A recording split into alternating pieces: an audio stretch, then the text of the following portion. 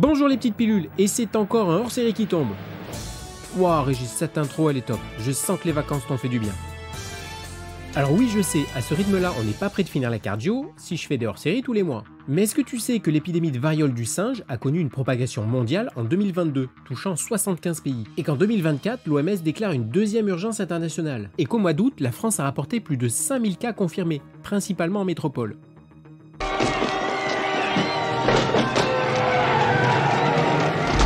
Bon bah alors ça quand même, ça se voit pas tous les jours. Oui bon, c'est pas la peine de paniquer, on est loin de l'épidémie du Covid, mais c'est bien d'en parler quand même. Allez c'est parti. Je raffole de ce plan. Cette initiative m'enchante follement. Allons-y, yahoo!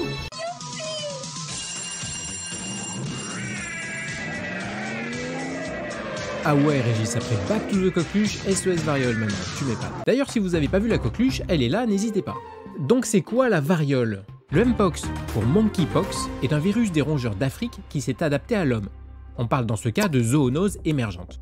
La maladie qu'il provoque, elle aussi appelée Mpox, est considérée comme une version atténuée de la variole humaine, avec des symptômes moins sévères et un nombre de décès inférieur à celui de la variole classique. Variole humaine qui, je le rappelle, a été déclarée éradiquée grâce à la vaccination en 1980 si ma mémoire est bonne. On distingue deux principaux types de virus Mpox. On va parler de clade. Un clade, c'est un groupe d'organismes comprenant un ancêtre commun. Ça vient du grec ancien clados, signifiant branche. Purée, mais j'apprends plein de trucs en fait. Le clade 1, c'est la souche historique du virus, en Afrique centrale, et le clade 2 est présent en Afrique de l'Ouest. Sachez que le virus qui circule actuellement en Europe, c'est le clade 2B, qui provient du clade 2. La transmission Mpox se fait de personne à personne, par contact direct avec des lésions cutanées ou les rapports sexuels, possiblement par contact prolongé face à face via les gouttelettes respiratoires et jusqu'à 4 jours avant l'apparition des symptômes. La transmission se fait aussi par contact avec des objets contaminés, vêtements, literies, serviettes, etc. et transmission de l'animal à l'homme par contact direct avec des animaux infectés, morsures, griffures, etc. Parlons maintenant des symptômes.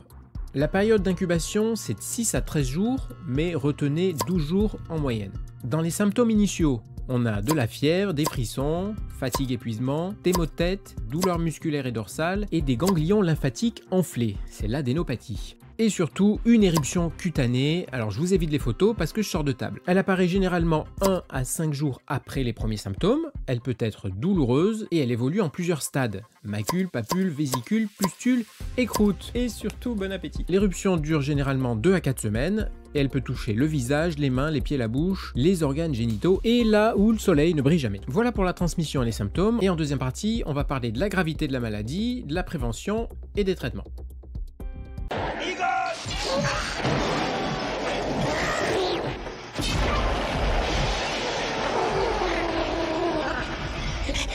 Et ça va, ça va, ça va.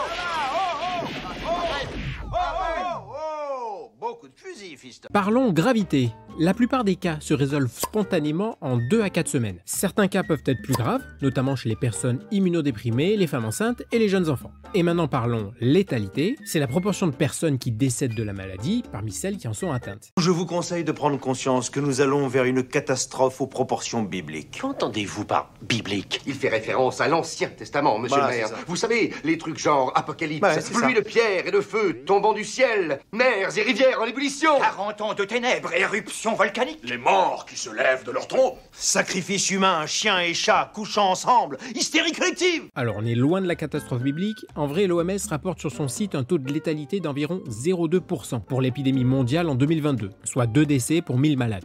La quasi-totalité des cas pour lesquels l'orientation sexuelle était renseignée sont survenus chez des hommes ayant des relations sexuelles avec des hommes. En prévention, les mesures barrières habituelles sont requises pour stopper la progression, ça on les connaît. De plus, le pack de protons marche très bien aussi, par contre attention de ne jamais croiser les effluves, mais ça vous le savez. Pourquoi? Ce serait mal. Le bien, le mal, tous ces trucs-là, c'est un peu flou pour moi. Tu veux dire quoi par mal? Sinon, on a 2 vaccins. Il n'y a pas de vaccin spécifique contre le Mpox, mais les vaccins antivarioliques offrent une protection croisée, c'est-à-dire qu'ils marchent quand même. Jynneos aux États-Unis et Imvanex en France. Alors c'est les mêmes, ce sont des vaccins de 3e génération à virus vivant atténué, incapables de se multiplier chez l'humain. Son efficacité est estimée à au moins 85% dans la prévention du Mpox, donc c'est bien. Il n'est pas disponible en pharmacie, mais plutôt en centre de vaccination. On a aussi un traitement, le Tecovirimat, Cet antiviral n'est pas commercialisé en France, mais il dispose d'une autorisation de mise sur le marché européenne. Il inhiberait une protéine de l'enveloppe virale, bloquant la formation et la libération des virions. Des études sont en cours, mais il pourrait être efficace contre le clade 2. Voilà, vous savez tout sur la Mpox. Nous, on se retrouve dans 15 jours pour les bêta-bloquants, ou un autre hors-série si une autre maladie contagieuse débarque. Et n'oubliez pas de me suivre sur Insta pour des conseils au quotidien. Allez, portez-vous bien, la bise.